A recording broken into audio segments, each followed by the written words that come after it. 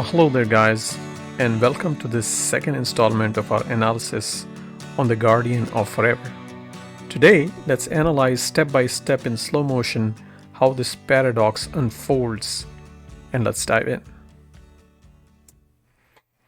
Now, keep your eyes on the cat because the cat is Schrodinger's cat. It is no ordinary cat. It is marking the point in time where Edith is either alive or dead, and that point is the crux of the episode because that determines one of the timelines where we actually are. And Edith Keeler being alive, her presence leads to the peace movement that removes the future of Federation and Starship Enterprise and causes all this dilemma here. So now let's run through the events step by step. Now, for the sake of clarity, let's just say the event started at 2 p.m., which is where in 2267 McCoy jumps. So the very first point of movement across time is 2 p.m. in the future. And let's just say at 2:02 p.m. or sometime thereafter is when Kirk and the landing party are confused about where the starship has. And starship has suddenly disappeared. So let's call that time a little after 2 p.m. Let's say 2:02 p.m. So let's now look at this drama unfolding in front of us. Now, first point, 2 p.m., McCoy jumps. McCoy arrives at 1930, meets Edith Keeler. And then, because he saves Edith Keeler, the timeline above, where Kirk and the starship and everything is there, that is erased. And then somehow Kirk magically appears in this other timeline, and the starship disappears. And time is a little after 2 o'clock, let's say 2:02 p.m. At this time, starship's gone, and Kirk and landing party are scratching their head as to what just happened. And they are kind of guessing that something that McCoy did in the past has led to this strange predicament. And so, at this point, we have to ask ourselves a question: if McCoy's actions have caused this, how is it that Kirk and the landing party are still there? That is kind of strange because they should also have been erased in that Edith alive timeline. But somehow the Guardian has managed to put them in that timeline and probably is observing what Captain Kirk and Spock will do in this case. Now, this is an example of grandfather's paradox because the future has already happened.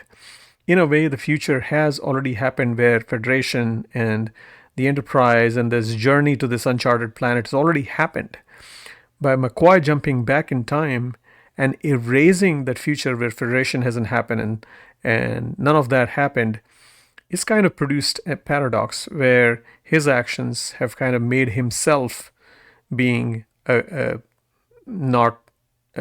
sort of a confusion here that his presence is not even possible. So that's grandfather's paradox. Now this is the phase one, which is McCoy's jump and causing this predicament here. Now let's look at the resolution phase. In the resolution phase, what happens is that there are two different timelines, and events are going to collide from both these timelines in this case. So Kirk and the landing party are going to start from this timeline below where Edith is alive. And they're going to arrive just before. Now, somehow they have judged this so perfectly that they arrive in this timeline where both timelines are together. And they arrive just before McCoy jumps from the other timeline. Now, McCoy then jumps at 2 o'clock from the other timeline. And Kirk have jumped from 2:02 p.m. McCoy has come from 2 p.m. So now McCoy, Kirk, Edith, they are all together.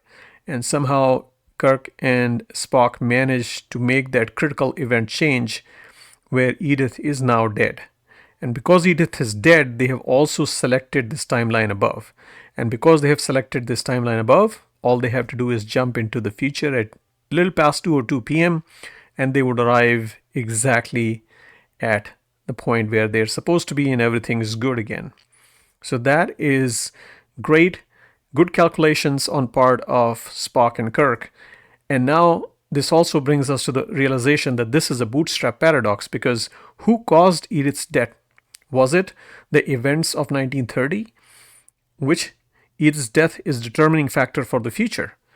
But if travelers from the future cause Edith's death, then this causes the bootstrap paradox, because what really is the source of Edith's death and therefore the future? So it's kind of a loop, and we can see that there is this paradox involved here as well. So now with all this behind us, let's now summarize everything into a nice, crisp time jumper's guide to the galaxy. Now that we have understood everything in this episode, this is at least the least we could do.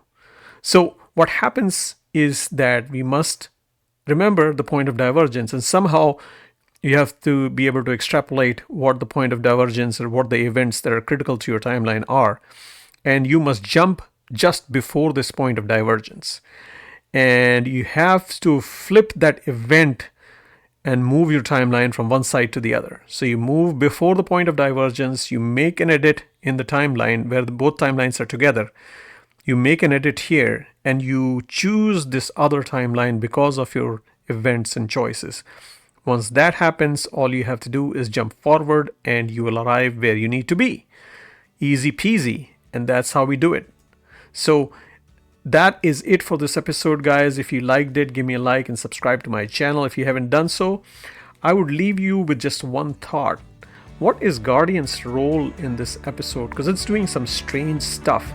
For example, when the Enterprise disappears, somehow the Kirk and landing party is still there in the timeline below, in the timeline where Edith is alive, and I still cannot explain how is it that they are alive there. So if you have an idea about what that is, I just chalk it to the Guardian's smartness and its ability to manipulate space and time and do all these things. So that is about it for this episode, guys. And if you have any comments, leave them below, and I'll see you in another episode. Thanks and bye-bye.